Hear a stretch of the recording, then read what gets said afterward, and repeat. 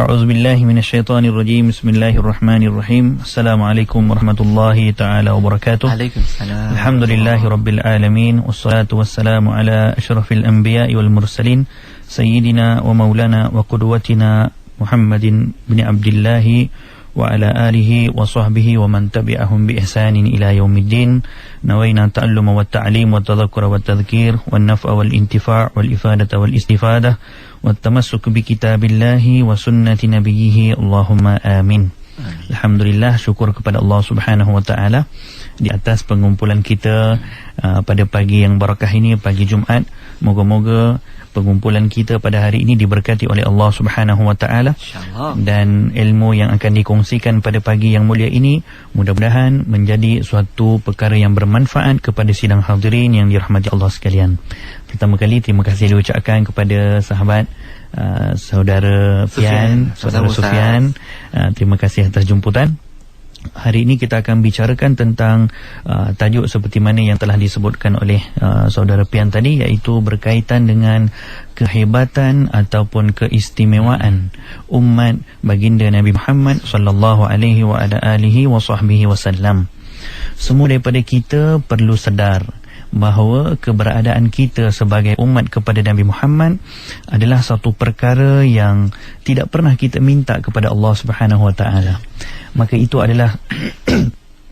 itu adalah suatu kurniaan yang Allah berikan kepada kita yang tak pernah kita minta kepada Allah. Kerana apa, Pian? Status sebagai umat Nabi Muhammad sallallahu alaihi wa ala alihi wasallam adalah suatu status, suatu tempat yang diingini oleh sebahagian daripada para anbiya Allah Subhanahu wa taala. Istimewanya kita, status kita adalah suatu status yang pernah diminta oleh para anbiya. Pernah diriwayatkan satu hadis berkaitan dengan baginda Nabi Musa alaihi salam melihat di arasy Allah, melihat di Lauhil Mahfuz, tertulis di situ berkaitan dengan keistimewaan suatu umat, di mana tertulis di situ keistimewaan suatu umat yang akan diutuskan, di mana umat tersebut adalah umat yang paling akhir diutuskan dan paling awal dibangkitkan di hari akhirat. Maka baginda Nabi Musa alaihi salam bertanya kepada Allah, "Ya Allah, jadikanlah aku sebagai nabi kepada umat ini." Kata Allah Subhanahu wa taala, "Tidak wahai Musa, ini adalah umatnya Muhammad." Begitu juga baginda Nabi Musa melihat kepada kemuliaan umat Nabi Muhammad sallallahu alaihi wasallam yang termaktub di Lauhil Mahfuz, tertulis di situ umat ini adalah umat yang paling pertama yang akan masuk ke dalam syurga Allah. Umat ini adalah umat yang pertama akan dihisab oleh Allah di padang mahsyar. Umat ini adalah umat yang di mana diberikan kepada mereka waktu ibadah yang paling bermanfaat dan paling singkat dan dapat pahala berganda-ganda. Dikurniakan kepada kita Lailatul Qadar, khairun min alfi syahr. Jadi kata Nabi Musa alaihi salam, "Ya Allah, jadikanlah aku kepada umat Nabi kepada umat ini." Kata Allah, "Tidak wahai Musa, ini adalah umatnya Nabi Muhammad yang akan diutuskan selepas daripada kamu." Jadi itu adalah salah satu status kita ni, suatu status yang pernah diminta ataupun dikehendaki oleh sebahagian para anbiya Allah Subhanahu wa taala. Bahkan dalam satu hadis menyebutkan tentang baginda Nabi Isa alaihi salam. Saya nukilkan daripada kitab yang dikarang oleh tuan guru kita Dr. Sayyid Muhammad Alwi Al-Maliki Al-Hasani rahimahullah, menyebutkan dalam kitabnya Syaraful Ummatil Muhammadiyah, antara keistimewaan umatnya Nabi Muhammad sallallahu alaihi wasallam adalah baginda Nabi Isa alaihi salam akan dibangkitkan di hari akhirat nanti sebagai umatnya Nabi Muhammad. Subhanallah. Bagaimana boleh jadi baginda Nabi Isa sebagai umat kepada Nabi Muhammad? Kerana baginda Nabi Isa alaihi salam, baginda akan diturunkan oleh Allah ketika di ambang hari akhirat, hari kiamat nanti, dan akan berhukum dengan syariat Al-Quran, dengan syariat Muhammadiyah, bukan dengan syariat Injil. Bahkan Al-Imam Az-Zahabi rahimahullah mengatakan baginda Nabi Isa alaihi salam diberikan oleh Allah dua kurniaan. Yang pertama, beliau adalah umatnya Rasulullah. Bahkan kata Imam Az-Zahabi, ada satu lagi kurniaan yang Allah berikan kepada Nabi Isa, beliau adalah sahabatnya Rasulullah. Subhanallah, Nabi Isa alaihissalam bagaimana boleh jadi sahabatnya Rasulullah? Kata Imam Az-Zahabi rahimahullah, dalam peristiwa Isra dan Mi'raj, seluruh para anbiya pernah berjumpa dengan baginda Nabi kita Nabi Muhammad sallallahu alaihi wasallam, bersolat berjemaah dan diimamkan oleh Nabi Muhammad sallallahu alaihi wasallam. Tetapi daripada kesemua para anbiya itu, yang berjumpa dengan Rasulullah dalam keadaan yaqazah, yakni dalam keadaan birruhi wal jasad, dalam keadaan yang masih lagi hidup, adalah baginda Nabi Isa alaihi salam. Seluruh daripada para anbiya yang lain berjumpa dengan Rasulullah ketika Isra dan Mi'raj dalam alamur ruh, tapi baginda Nabi Isa berjumpa dengan Rasulullah dalam keadaan masih yang dimiliki juga oleh umat-umat yang lain. Tetapi kelebihannya Allah berikan kepada umat Nabi Muhammad SAW, iaitu kita semua. Jadi yang bahagian yang pertama, apakah keistimewaan yang ada pada kita, hebatnya kita, istimewanya kita daripada umat-umat Nabi-Nabi yang terdahulu adalah pertama sekali disebutkan oleh Sayyid Muhammad Alawi bin Maliki rahimahullah dalam kitabnya, umat ini, umat Nabi Muhammad SAW diberikan keimanan yang teguh tak sama dengan umat-umat yang terdahulu. Dari sudut macam mana tu? Keimanan yang ada kepada umat Nabi Muhammad SAW adalah kamalul iman, iman yang sangat sempurna. Jadi sudah pasti itu bukanlah semua. Maknanya alal aghlabiyah, hukum secara umumnya, keimanan yang diberikan kepada umat Nabi Muhammad adalah iman yang sangat sempurna. Kerana apa? Kita bukan sahaja beriman kepada Al-Quran, kita wajib beriman dengan semua kitab yang Allah turunkan kepada seluruh para nabi-nabi yang terdahulu. Amanar Rasul bima unzila ilaihi min rabbihi wal mu'minun kullun amana billahi wa malaikatihi wa kutubihi wa rusulih la nufarriqu baina ahadin min rusulih. Disebutkan dalam surah Al-Baqarah, akhir suratul Baqarah.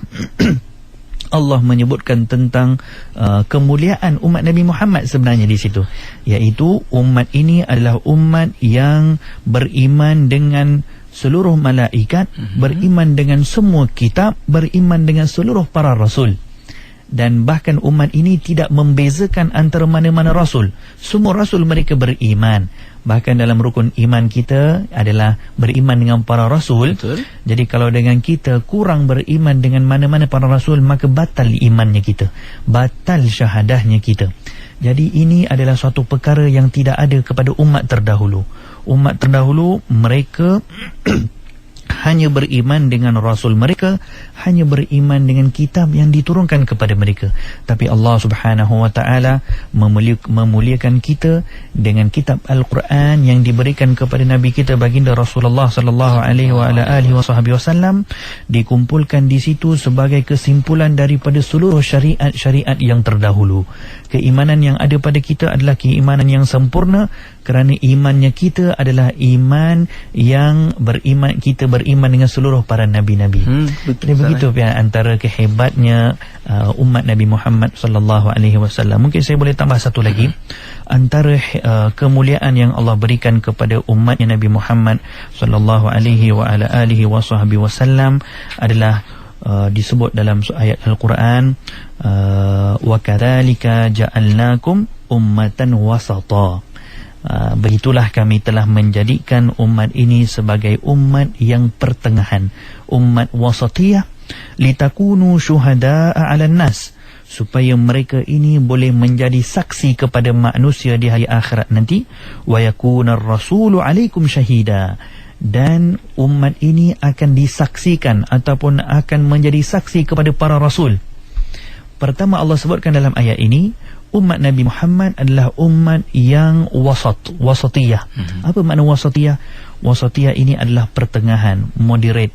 Umat yang wasatiyahnya dalam segala bentuk.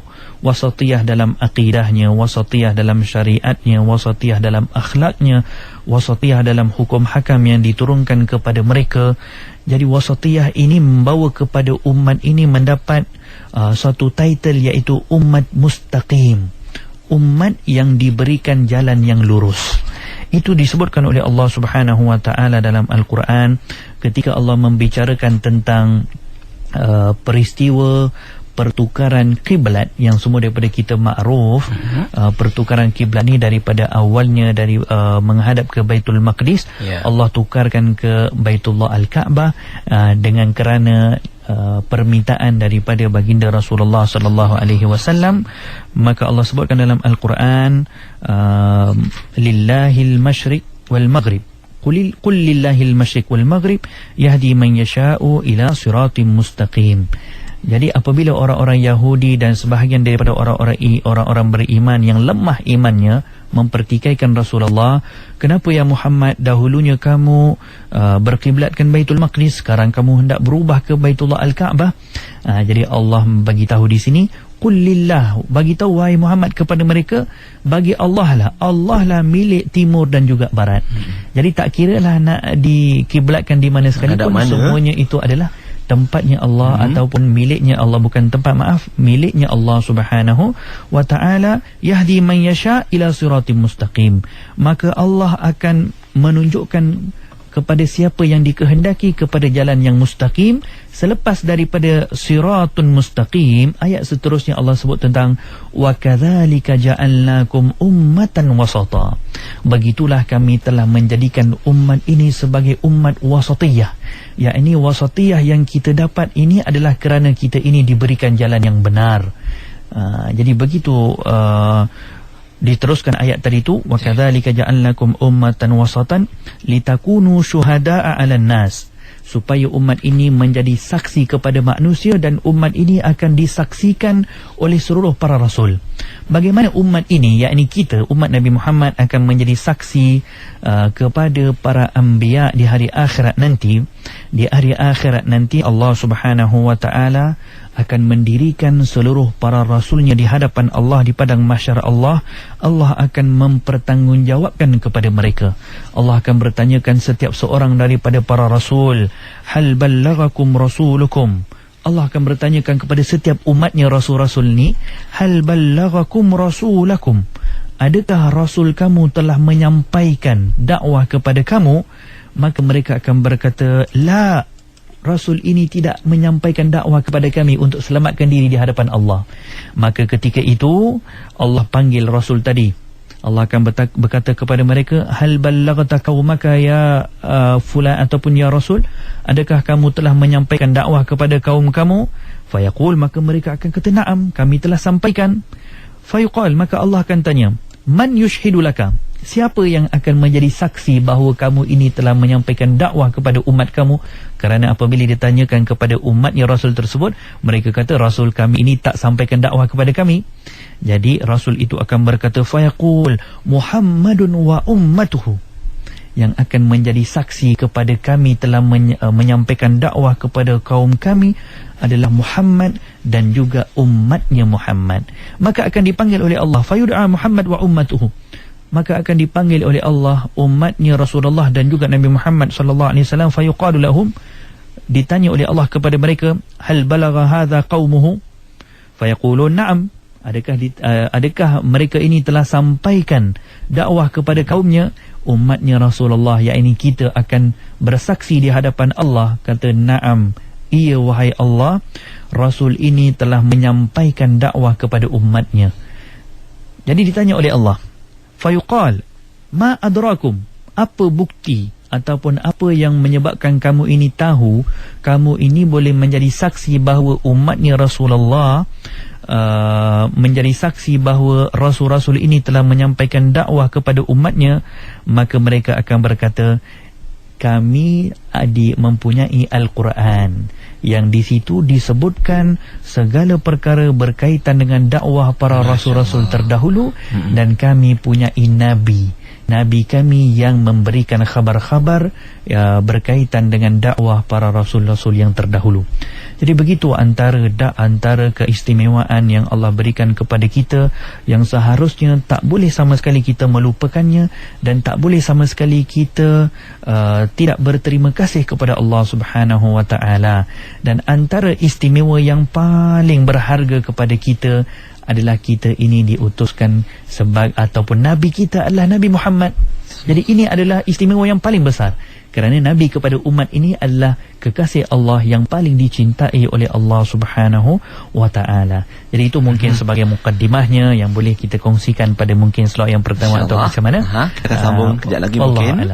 Terima kasih Ustaz. Subhanallah. Cukup beruntung sebenarnya kita umat Nabi Muhammad sallallahu alaihi wasallam. Kita ada Al-Quran Karim yang dalamnya ada kisah daripada awal zaman Nabi Adam sampailah kisah Nabi Muhammad sallallahu alaihi wasallam. Iman kita juga pada semua rasul daripada Nabi Muhammad sampailah yang sebelumnya. Dan kita juga akan terlebih dahulu Ustaz dihisab di akhirat nanti, dan kalau masuk syurga kita akan umat masuk yang pertama akan masuk ke dalam syurga Allah Subhanahu wa Ta'ala. Itu yang kita harapkan. Semua itu sudah ada ciri-cirinya Ustaz, keistimewaan, kehebatan kita sebagai umat Nabi Muhammad sallallahu alaihi wasallam. Tapi ini kita dah masuk fasa kedua, kita akan bertanya, semua ini tidak akan kita nikmati kemanisannya tanpa usaha Ustaz. Kita tak boleh duduk aje. Untungnya umat Nabi Muhammad duduk je sampai hujung, tahu-tahu je dah dibangkitkan di akhirat sebagai umat yang pertama dihisab. Kena usaha Ustaz. Betul. Nak rasai dan nikmati keistimewaan itu. Ini pun soalan yang kita panjangkan daripada sahabat kita mengharap redha ilahi pun tanya, macam mana Ustaz caranya? Keistimewaan tu ada cara-caranya, mungkin untuk lebih awal, di awal ini apa yang boleh kita lakukan Ustaz untuk terus menjadi umat Muhammad sallallahu alaihi wasallam yang istimewa tu Ustaz? Baik, terima kasih kepada yang bertanya berkaitan dengan bagaimana cara untuk kita mendapatkan keistimewaan. Jadi sebenarnya keistimewaan tu telah ada pada kita. Keistimewaan tu telah kita peroleh. Yang kita cerita semua tadi tu, semua tu akan kita dapat.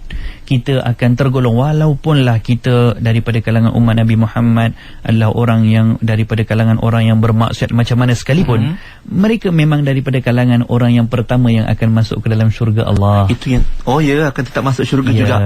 Jadi maksudnya yang akan masuk ke dalam syurga Allah yang kita cerita tadi, selesai semua umat Nabi Muhammad masuk ke dalam syurga, maka barulah akan disusuli dengan umat-umat yang terdahulu. Selesai semua umat Nabi Muhammad sebelumnya dihisab oleh Allah di padang mahsyar, maka setelah itu barulah akan dihisab oleh Allah umat-umat yang sebelum-sebelumnya. Jadi mungkin sebagai tambahan kepada soalan tadi, saya teringat kepada satu ayat Al-Quran yang disebutkan oleh Allah Subhanahu wa Ta'ala, "Tsumma awrasnal kitaba alladhina istafaina min ibadina faminhum zalimun li nafsihi wa minhum muqtasid wa minhum sabiqun bil khairati biiznillah dzalika huwal fadlul kabir." Ayat ini mungkin ada kaitannya dengan perkara tadi, iaitu Allah sebutkan dalam Al-Quran, kemudian kami telah mewariskan ataupun kami telah memberikan kitab Al-Quran alladzina istafaina, kepada orang-orang yang telah kami pilih. Jadi kita ni mendapat Al-Quran juga adalah pilihan daripada Allah Subhanahu wa Ta'ala, min ibadina, daripada kalangan hamba kami. Dan Allah selepas tu Allah bagi tahu, faminhum zalimun li nafsi, daripada kalangan yang Allah pilih, sebahagian daripada kalangan umat yang Allah pilih tadi, yang Allah berikan Al-Quran, kata Allah, faminhum zalimun li nafsi, daripada kalangan mereka ada orang-orang yang menzalimi diri mereka, yakni ahlul maksiat, yakni ahli yang kadang-kadang membuat ketaatan kepada Allah, kadang-kadang membuat maksiat kepada Allah. Wa minhum muqtasid, dan daripada kalangan mereka ada orang-orang yang teguh, tetap teguh, ataupun yang berada di jalan pertengahan.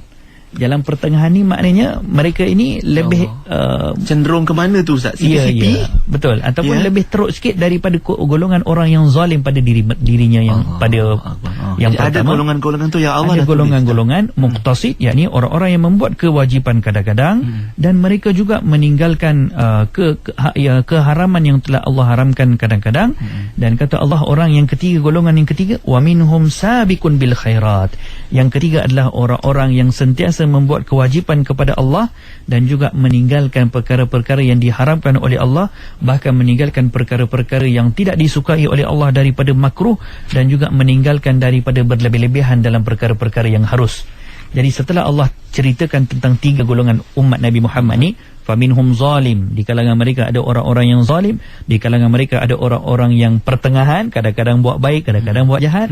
Wa minhum sabiqun bil khairat, dan di kalangan mereka ada orang yang sentiasa membuat ketaatan.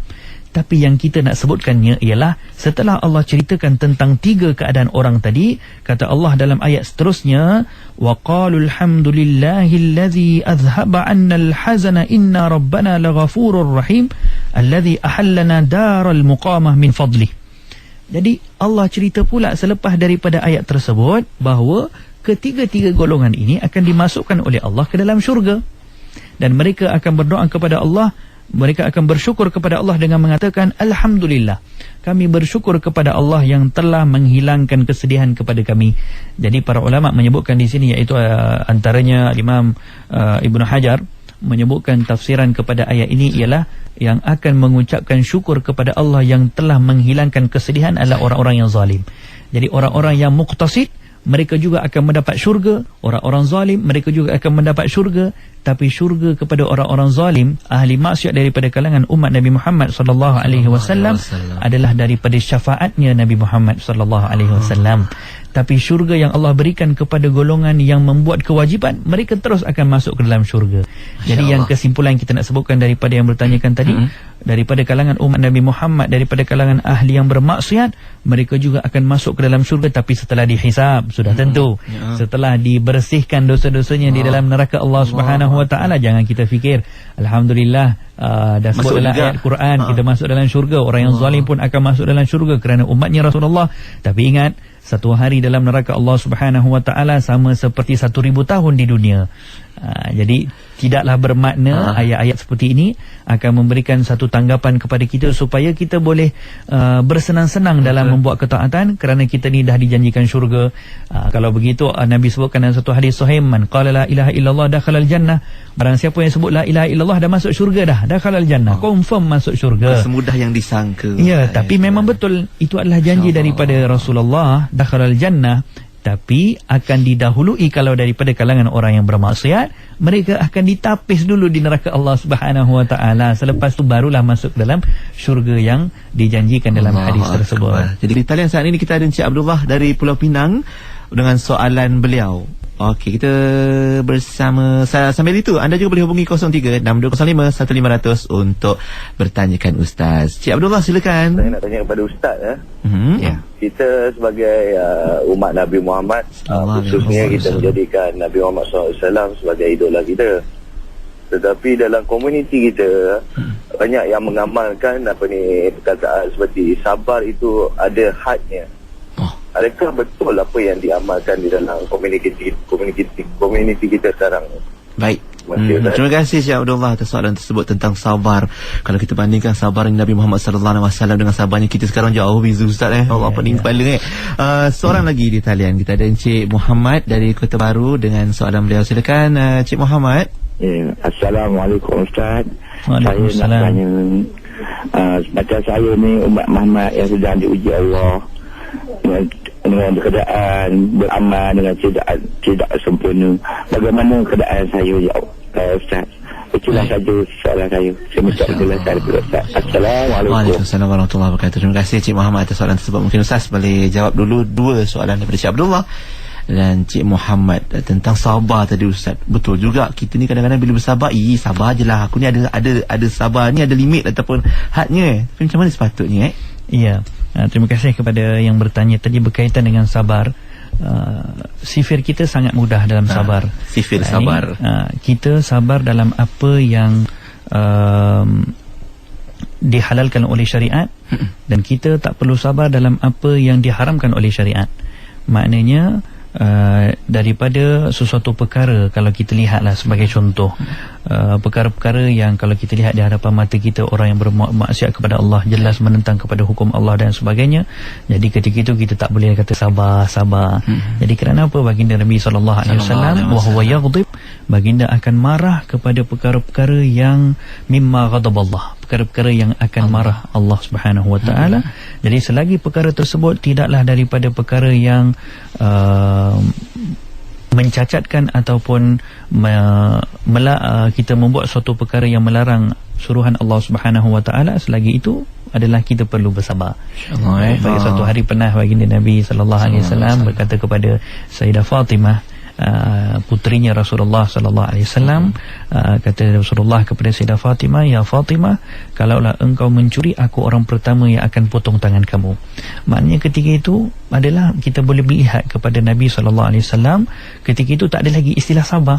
Bukannya maknanya Nabi tidak sabar, tetapi sabarnya itu adalah kalaulah perkara yang tidak menjalankan syariat Allah ataupun melanggar kepada perintah Allah, maka kita patut berhukum. Kita patut menjatuhkan hukum. Jadi begitu keadaannya. Benar tak Ustaz kalau ada orang kata ataupun memang yang sepatutnya sabar ini tiada batasnya, kita yang meletakkan batas tentu, kita beri kemampuan tu Ustaz. Itu pun sabar ni sudah pastilah. Sabar ini satu perkara yang tak sama kan daripada mungkin sabarnya saya tak sama dengan sabarnya Fian ni mungkin sabarnya lebih sikit. Ustaz lagi jadi tinggi. Itu adalah perkara yang kita kata boleh berubah-ubah, boleh berbeza. Baik insya-Allah. Dan soalan seterusnya tentang ujian yang mendatang kepada seorang hamba, macam mana agaknya?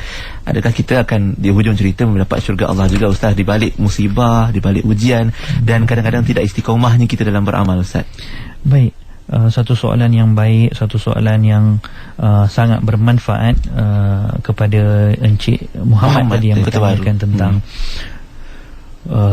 kita kalau hidup di satu zaman yang penuh dengan fitnah, satu zaman yang penuh dengan kesusahan, sudah pasti ibadah kita tak sama dengan ibadah orang yang hidup pada zaman yang senang.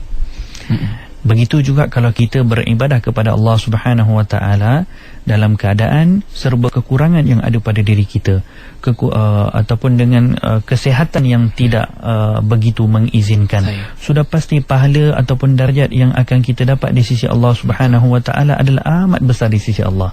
Kerana apa? Kalau ibadahnya dalam keadaan kita bersenang-senang, ibadahnya kita kepada Allah dalam keadaan kita dalam keadaan selesa, sihat tubuh badan, nak dibandingkan dengan ibadah orang yang tak boleh berdiri sebagai contoh, ibadah orang yang sentiasa berada dalam keadaan berbaring tapi mereka tetap beribadah kepada Allah Subhanahu Wa Taala, maka sudah tentu itu adalah mendapat darjat daripada Allah Subhanahu Wa Taala, pahala yang lebih berharga daripada Allah Subhanahu Wa Taala.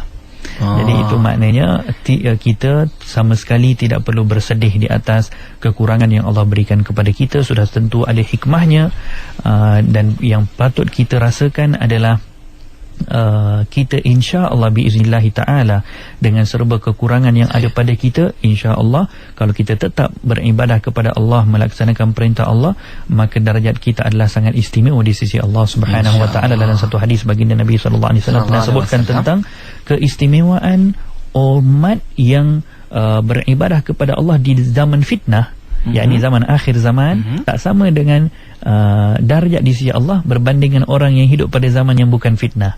Jadi maknanya menunjukkan kepada zaman fitnah ni sebagai contoh, zaman yang penuh dengan segala perkara-perkara yang boleh berbuat maksiat kepada Allah sangat mudah. Cabaran sangat mudah. Jadi itu sudah tentu mempunyai martabat yang tersendiri di sisi Allah.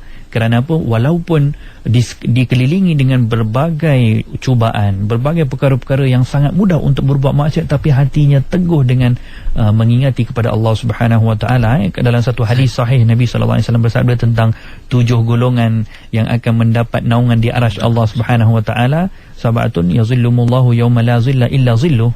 Antara yang disebutkan dalam hadis tersebut adalah rajulun, seorang lelaki yang apabila dia diajak untuk melakukan suatu perkara yang tidak baik, dia kata inni khasyalillah, aku ini takut kepada Allah. Maknanya tak mendekati perkara tersebut, yakni zina, kerana takut kepada Allah. Mereka itu disebut sebagai orang yang akan mendapat zil ataupun payung di mahsyar Allah Subhanahu Wa Taala nanti.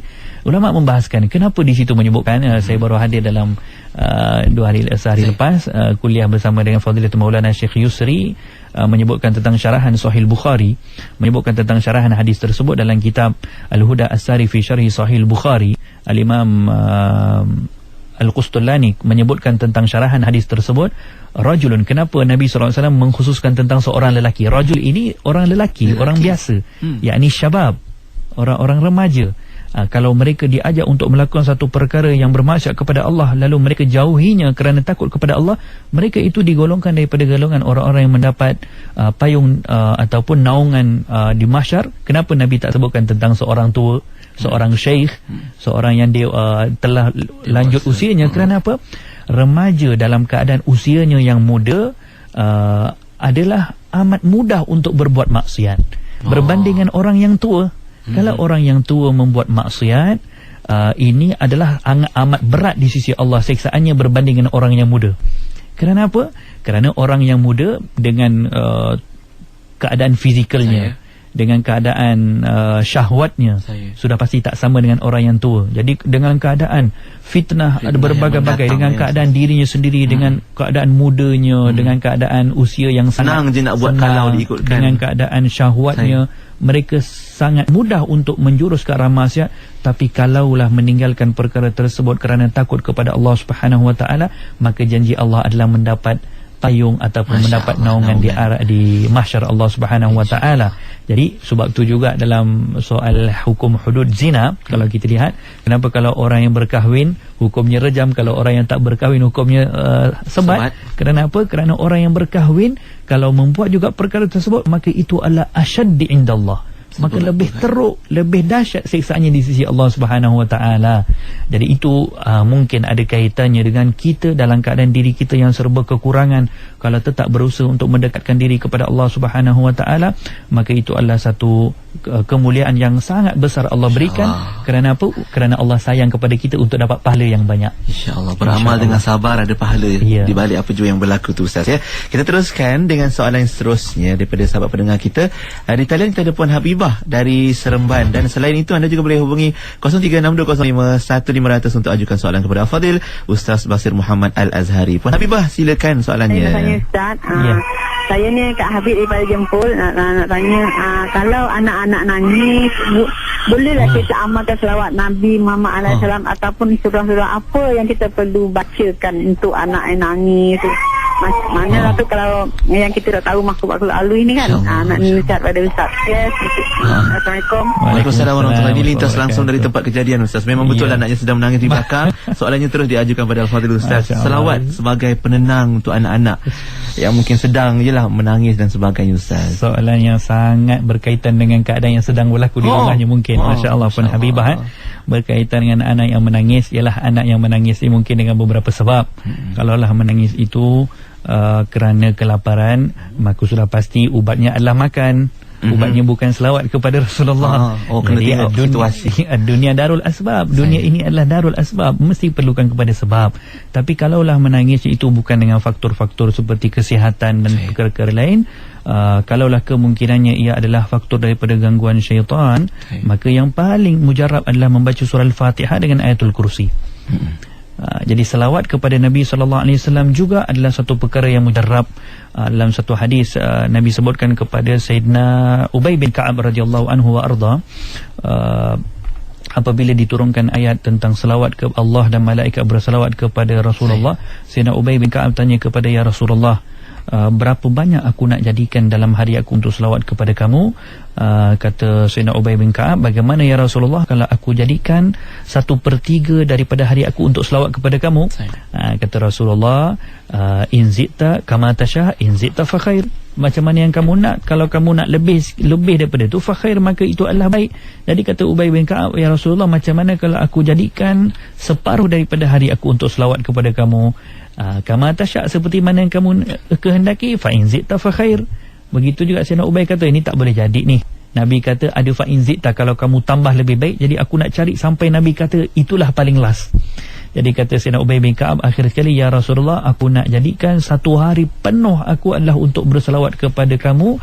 Kata Nabi SAW, idzan tughfiru dhunubaka wa tughfa hammak, maka ketika itu kata Nabi SAW akan dihampunkan dosa kamu dan akan dihilangkan segala kesusahan yang ada pada kamu. Maknanya selawat ini boleh menghilangkan kesusahan.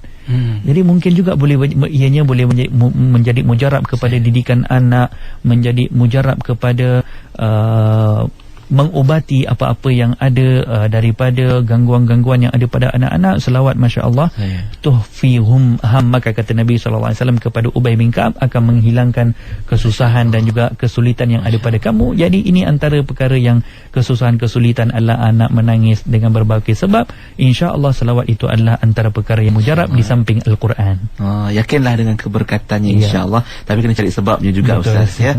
Insya-Allah kalau anak itu lapar mungkin boleh diberikan makanan sebagai sebagainya. Apa pun untuk Kak Bib tadi, semoga anaknya tenang tenang, akak pun kena tenang-tenang juga dalam melayani kerana anak-anak. Satu lagi soalan Ustaz, kita raikan daripada sahabat kita Ijam dari Port Klang dengan soalan beliau. Cik Ijam, silakan soalannya. Saya pernah dengar macam ni, dia kawan kata tiap-tiap orang Islam yang berbuat maksiat, yang matinya tak sempat bertobat, dia akan tetap masuk surga juga. Adakah benar macam tu, Ustaz? Baik, terima kasih. Waalaikumsalam warahmatullahi wabarakatuh. Cik Ijam, soalannya, tak sempat bertaubat akan masuk syurga juga, Ustaz? Ya. Jadi kalaulah yang namanya Islam, maka tempatnya yang paling akhir adalah syurga Allah Subhanahu wa taala. Jadi ini jelas. Man qala la ilaha illallah dakhalal jannah. Ini kita baru bahaskan tadi, siapa yang mengucap la ilaha illallah dakhalal jannah akan masuk syurga. Jadi yang persoalannya ialah siapa pun yang namanya Islam, beriman kepada Allah, beriman dengan segala rukun iman, beriman dengan segala rukun Islam, maka akan masuk syurga. Jaminan syurga confirm daripada sisi Allah Subhanahu wa taala. Jadi daripada situ ada ayat tadi yang kita bahaskan, faminhum zalimun li nafsihi. Orang-orang yang dijanjikan syurga ni, faminhum zalimun li nafsihi. Ada orang-orang yang menzalimi diri mereka, yakni dengan sentiasa berbuat maksiat. Faminhum muqtasid, dan ada orang yang kadang buat maksiat, kadang buat ketaatan. Wa minhum sabiqum bil khairat, dan ada orang yang sentiasa membuat ketaatan. Jadi tiga-tiga golong ni akan masuk ke dalam syurga Allah Subhanahu wa taala, disebut dalam ayat Al-Quran ni. Tetapi ada tapinya. Tapinya ialah orang-orang zalimun li nafsi, orang-orang yang menzalimi diri mereka dengan meninggalkan kewajipan dan membuat perkara-perkara yang haram, maka janji Allah juga adalah benar akan berlaku, iaitu dengan siksaan-siksaan yang Allah berikan dalam Al-Quran. Jadi sudah pasti apa yang Allah sebut dalam Al-Quran confirm akan innallaha lahu azabun syadid dan sebagainya. Ayat Quran yang cerita tentang Allah mempunyai, di sisi Allah ada azab yang pedih dan sebagainya, itu pasti akan berlaku.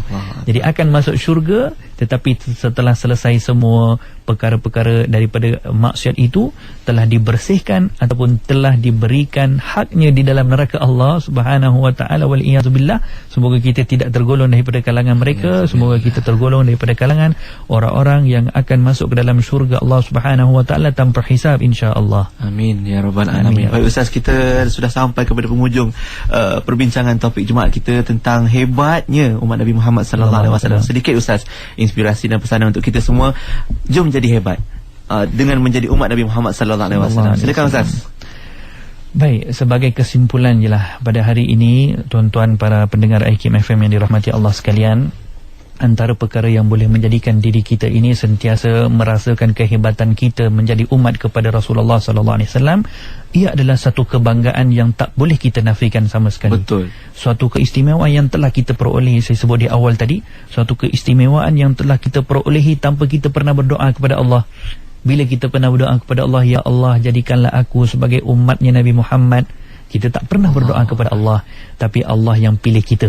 Itu yang kita sebut dalam Al-Quran, thumma awrasnal kitab alladzina istafainahu. Kemudian Allah kata, kami telah memberikan Al-Quran ini kepada orang-orang yang telah kami pilih. Jadi kita orang yang mendapat Al-Quran adalah orang yang dipilih oleh Allah Subhanahu wa taala. Maka kalaulah kita fikirkan adabnya dengan Allah Subhanahu wa taala, malu kita di hadapan Allah nanti kalau kita ini lebih teruk perangainya dibanding dengan umat-umat yang terdahulu. Malu kita di hadapan Allah Subhanahu wa taala, bahkan malu kita di hadapan Nabi kita sallallahu alaihi wasallam kalau dengan begitu besarnya nikmat yang Allah berikan kepada umat Nabi Muhammad, begitu besarnya susah payah yang dilalui oleh baginda Rasulullah sallallahu alaihi wasallam untuk memastikan umatnya baginda Rasulullah berjaya daripada neraka, berjaya masuk ke dalam syurga Allah Subhanahu wa taala. Tapi kalau dengan kita berjumpa dengan Allah Subhanahu wa taala di padang mahsyar dengan berbekalkan segala bentuk maksiat, segala bentuk dosa yang telah kita lakukan, maka itu adalah satu perkara yang sangat tidak layak kepada diri kita. Malu dengan kedudukan kita selaku umatnya Rasulullah, dan malu untuk kita berhadapan dengan Nabi sallallahu alaihi wasallam. Nabi pernah sebutkan cerita tentang ayat wala sawfa yu'tika rabbuka fatarda. Dalam ayat Al-Quran surah yang di belakang tu, wala sawfa yu'tika rabbuka fatarda. Kalau kita lihat kepada sababun nuzul ayat tersebut, ayat itu bermakna, wahai Rasulullah, kami akan berikan kepada kamu apa yang kamu minta dan apa yang kamu redha. Itu ceritanya sababun nuzul kepada ayat tersebut. Ketika turunnya ayat Al-Quran, Allah ceritakan tentang kisah Nabi Ibrahim alaihissalam. Nabi Ibrahim berkata kepada Allah, ya Allah, innahunna adlalna kathirun minan nas faman tabi'ani fa innahu minni wa man asani fa innaka anta ghafurur rahim. Mereka ini ya Allah, patung-patung ini telah menjadikan sesat kepada umat aku. Siapa yang ikut aku, maka mereka adalah daripada kalangan aku, dan siapa yang bermaksiat kepada aku, maka engkaulah ya Allah ampunkan. Begitu juga Nabi Isa alaihissalam, fa in tu'adzibuhum fa innahum ibaduk. Ya Allah, kalau kamu mengazab mereka, maka mereka adalah daripada kalangan hamba kamu. Jadi baginda Rasulullah menangis untuk berdoa kepada Allah, ya Allah, berikanlah aku, umat aku berjaya daripada segala perkara ini. Nabi menangis sehingga diantar oleh Allah malaikat Jibril. Malaikat Jibril menyampaikan wahyu daripada Allah Subhanahu wa taala dengan mengatakan, ya Rasulullah, Allah telah mengistijabahkan doa kamu, dengan Allah mengatakan, wala saufa yu'tika rabbuka fatarda. Jadi itulah sebahagian mungkin ringkasan daripada kita. Mungkin boleh menjadi satu bekalan dengan kita memikirkan statusnya kita dengan statusnya Rasul kita sallallahu alaihi wa ala alihi wasallam. Ustaz, kita ke maklumat yang sangat terbatas. Terima kasih atas perkongsiannya hari ini pada Al-Fadhil Ustaz Basir Muhammad Al-Azhari atas perkongsian hebatnya umat Nabi Muhammad sallallahu alaihi wasallam. Terima kasih Ustaz, jumpa lagi. Assalamualaikum. Terima kasih. Jazakumullah khair. Dan